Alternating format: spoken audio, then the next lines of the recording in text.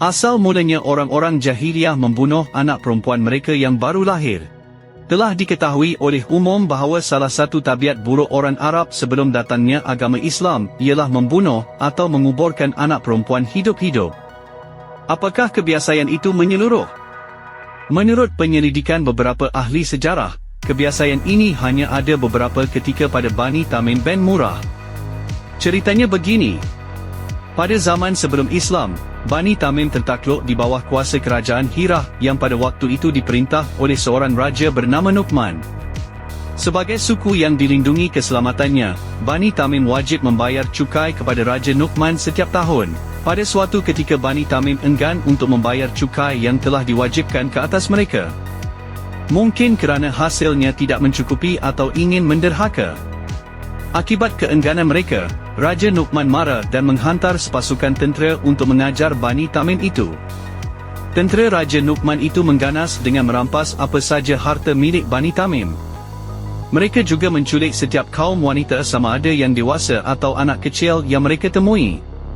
Menderitalah Bani Tamim sekian lama kerana ketiadaan isteri dan anak-anak mereka yang perempuan. Beberapa orang di antara mereka cuba memberanikan diri menghadap Raja Nu'man untuk meminta agar kaum wanita mereka dipulangkan. Raja Nu'man tidak mahu menyerahkan kaum wanita mereka begitu saja. Sebaliknya dia memberikan kebebasan kepada para wanita itu sama ada mahu kekal di Hirah atau balik ke pangkuan keluarganya. Kata Raja Nu'man, "Saya akan menyuruh wanita-wanitamu itu memilih satu antara dua. Siapa yang ingin kembali kepada keluarganya bolehlah balik dan siapa yang memilih untuk tinggal tetap di sini, sila tinggal di sini." Ternyata semua wanita Bani Tamim itu memilih untuk kembali ke pangkuan ibu bapa, suami atau keluarga mereka yang lain. Kecuali seorang sahaja yang memilih menetap di Hirah. Ini disebabkan dia telah pun berkahwin dengan salah seorang lelaki Hirah yang sangat dicintainya bernama Amru bin al-Mushmariji. Akibat tindakan wanita yang seorang ini marahlah kaum keluarganya dan bernazar bila wanita tersebut melahirkan anak perempuan, akan dibunuhnya sebaik saja dia lahir. Tindakan ini diikuti oleh sebahagian ahli kabilahnya yang lain. Peristiwa pembunuhan ini tidak berlangsung lama dan tidak meluas sampai kepada lain-lain kabilah sebelum Islam. Kerana tabiat seperti ini jelas bercanggah dengan hati nurani manusia yang sayangkan anaknya. Bahkan binatang pun merasa kasihan terhadap anak yang dilahirkan. Sekalipun ada faktor-faktor yang menekan dari luar agar orang tua membunuh anaknya yang baru lahir, kedua-dua ibu bapa tidak akan sampai hati membunuh anaknya.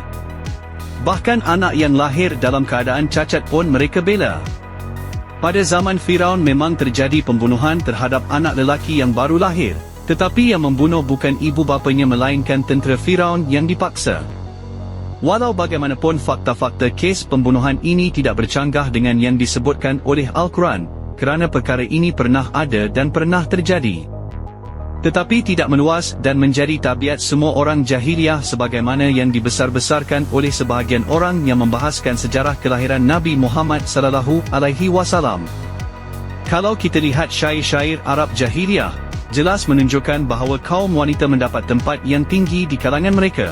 Banyak syair-syair sanjungan terhadap wanita digubah oleh para pujangga Arab di zaman itu menunjukkan bahawa wanita tidak dipandang rendah atau hina.